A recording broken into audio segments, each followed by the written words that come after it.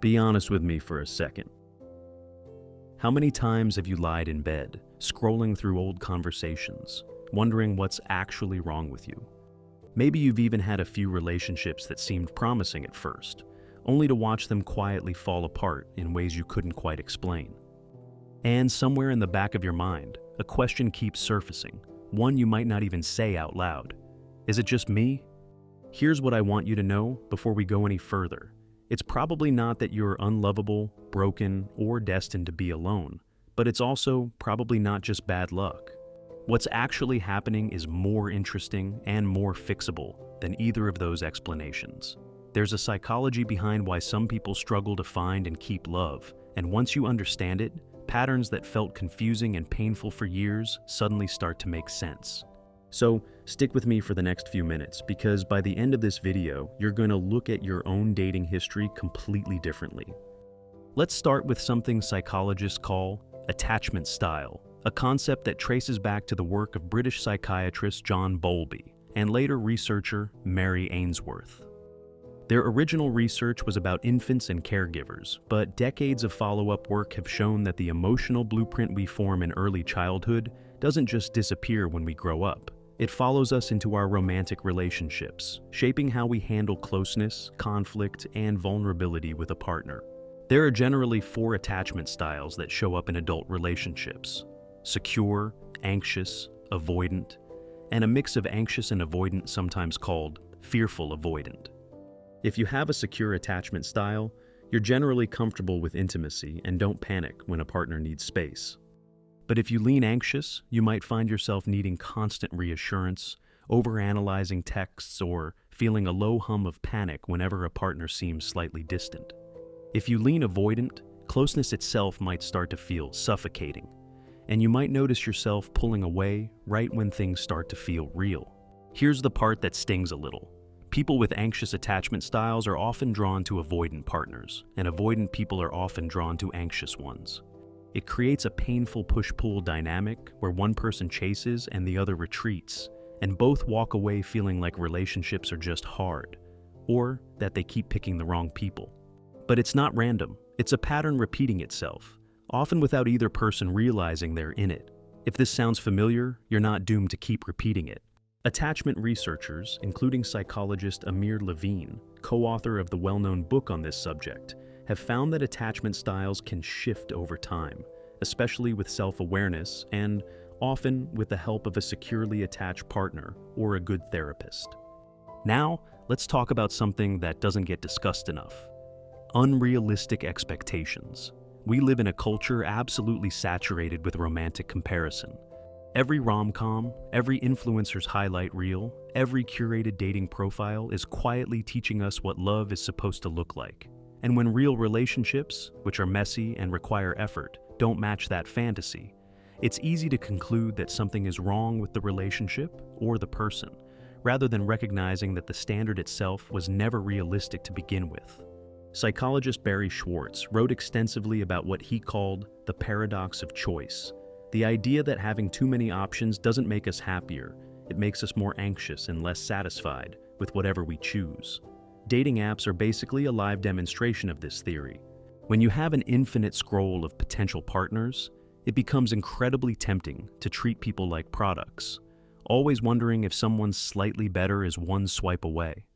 This mindset doesn't just make it harder to commit, it makes it harder to even give someone a fair chance, because you're comparing them against an imaginary, endlessly optimized alternative instead of a real human being standing in front of you. If you've ever found yourself creating a mental checklist of deal breakers so long that almost nobody could pass it, or if you've walked away from someone genuinely kind and compatible because they didn't give you butterflies on the first date, this might be speaking directly to you. Butterflies, by the way, are often just anxiety. Real compatibility tends to feel calmer than we expect, and that calmness can be mistaken for a lack of chemistry when really it's a sign of safety. Now, let's get into the part that's harder to talk about, because it requires looking inward instead of outward. Self-sabotage. This is the pattern where, often unconsciously, you undermine relationships or opportunities for connection before they have a chance to succeed. It can look like picking fights right when things get serious, ghosting someone the moment they show real interest, staying fixated on an ex who's clearly unavailable, or convincing yourself you're just too busy for dating right when a genuine opportunity appears. Self-sabotage usually isn't about not wanting love. It's about fear wearing a disguise, fear of being hurt again, fear of losing yourself in another person, fear of being truly seen and found lacking. Psychologists who study self-sabotaging behavior often point to something called the self-fulfilling prophecy. If you deeply believe relationships end badly, or that you'll eventually be abandoned, you may unconsciously act in ways that make that outcome more likely, which then confirms the very belief you were afraid of in the first place. It's a loop, and like most loops, it feels less like a choice and more like fate. But it isn't fate, it's a pattern, and patterns can be interrupted once you can actually see them. So, what do you do with all of this? First, get curious about your own patterns instead of judging yourself for them. Start noticing without shame when you feel anxious in a budding relationship, or when you feel the urge to create distance the moment someone gets close. Journaling after dates can be surprisingly revealing. Ask yourself honestly, was I not interested, or was I scared? Did they actually do something wrong, or did I feel a flicker of vulnerability and pull back to protect myself? Second, instead of asking whether someone gives you an instant spark, ask whether they treat you with consistency, respect, and care. Long-term satisfaction in relationships tends to correlate far more strongly with emotional safety and shared values than with that initial jolt of infatuation, which, biologically speaking, tends to fade after the first year or two anyway.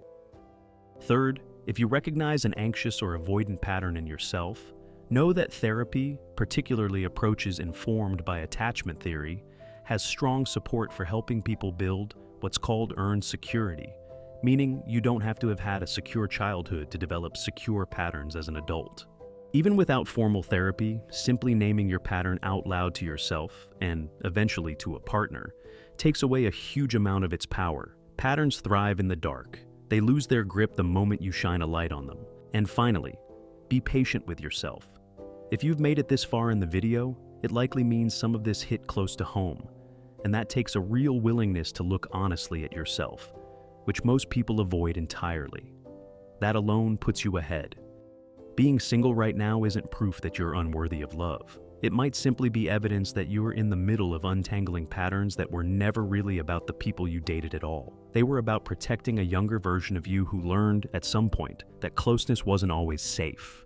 Understanding this doesn't fix everything overnight, but it does change the question. Instead of asking, why am I still single? You can start asking, what am I ready to understand about myself that I wasn't ready to see before?